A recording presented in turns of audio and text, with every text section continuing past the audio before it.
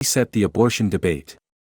Don't be afraid to defend the unborn, but be prepared to accept incremental progress. What do you do when your movement is on the right side of an issue morally, but seems to be losing politically? That's the question the pro-life movement needs to answer, and fast. Abortion policy is receiving renewed attention after this month's election in Wisconsin, in which a left-wing judge won by 11 points after campaigning relentlessly on abortion for a seat on the state's Supreme Court, which has a pending lawsuit over the state's pro-life law. But Florida Governor Ron DeSantis signed a fetal heartbeat bill last week that protects unborn babies at 6 weeks gestation. His action suggests that Republicans can win on abortion if they define the terms of the debate. After the Wisconsin result, and Coulter tweeted the conventional wisdom, the demand for anti-abortion legislation just cost Republicans another crucial race. Pro-lifers, we won. Abortion is not a constitutional right anymore. Please stop pushing strict limits on abortion, or there will be no Republicans left. Ms. Coulter is wrong on several points. There's no evidence the conservative candidate lost in Wisconsin because of abortion. He lost by the same margin in 2020 when he ran as an incumbent for the same office.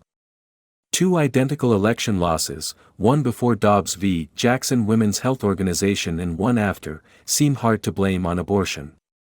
The goal of the pro-life movement has never been merely to make abortion not a constitutional right but to protect unborn babies. In Dobbs, the pro-life movement won a battle, not the war. And while enacting protections for the unborn can be a political challenge, GOP abandonment of the cause will ensure that there will be no Republicans left.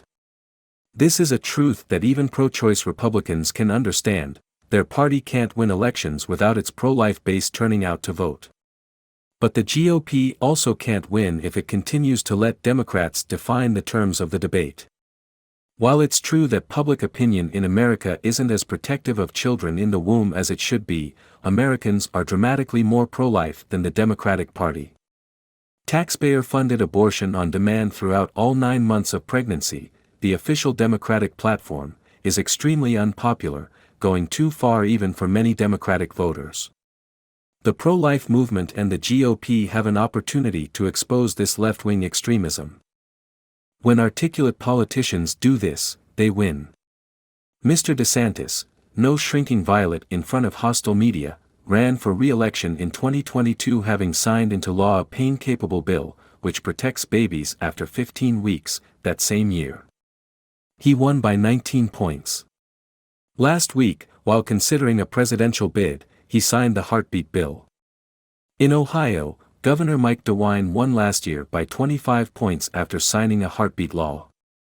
Georgia Governor Brian Kemp and Texas Governor Greg Abbott both won decisive victories after signing heartbeat laws.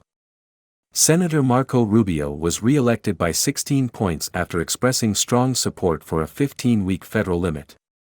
As Texas and Florida enacted their abortion laws, they also enacted policies to make the choice for life easier.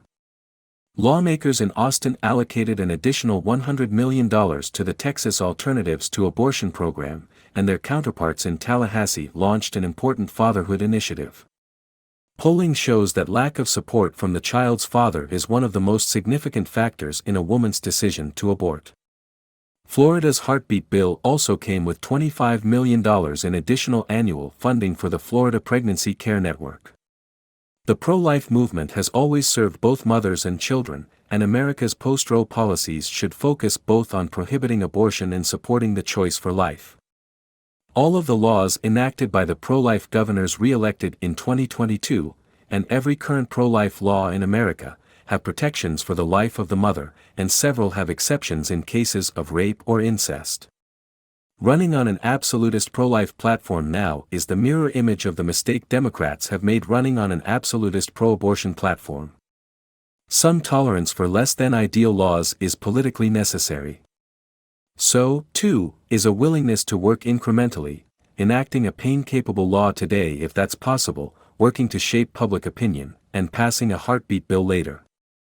Florida accomplished that in only a year. Given that 93% of abortions in America occur before 13 weeks, the pro-life movement can't accept European-style abortion policies as a permanent solution. But going beyond that will require moral and political leadership. Several contenders for the 2024 GOP presidential nomination have had difficulty articulating a clear position. Pro-abortion extremists get a free pass to lie about pro-life laws and demonize the party that supports them. Recent pro-abortion ballot initiatives passed and pro-life ones failed largely because pro-lifers lacked leadership, were outspent, and lost the messaging battle. Despite every abortion prohibition having explicit protections for life-saving medical care for mothers, media and activists repeatedly asserted in 2022 that pro-life laws jeopardize maternal health. For months, voters heard a barrage of lies about the supposed prohibition of treatment for ectopic pregnancies and miscarriage simply because GOP politicians refused to spend the political capital to respond. Pro-lifers and the GOP need to push back against these lies at both the state and federal levels. Democrats in Congress have introduced legislation to codify abortion on demand and nullify state-level pro-life laws. The GOP and the pro-life movement can't allow the pro-abortion left to nationalize the issue, leaving their side to defend pro-life laws at the state level alone. Most important, GOP leaders need to champion the truth about the precious child in the womb, the entity that ultrasound technicians refer to as your baby, whose heartbeat expectant mothers and fathers anxiously wait to hear, and whose grainy pictures we share in text messages, is a human being of profound worth. Standing for the inherent and equal dignity of every human places the pro-life movement on the right side of this issue morally.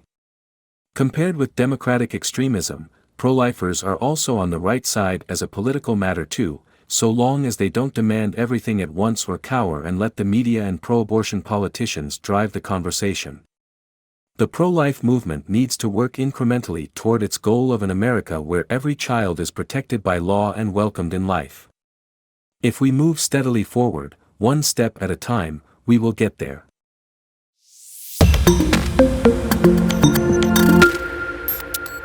Republicans can reset the abortion debate. Don't be afraid to defend the unborn, but be prepared to accept incremental progress.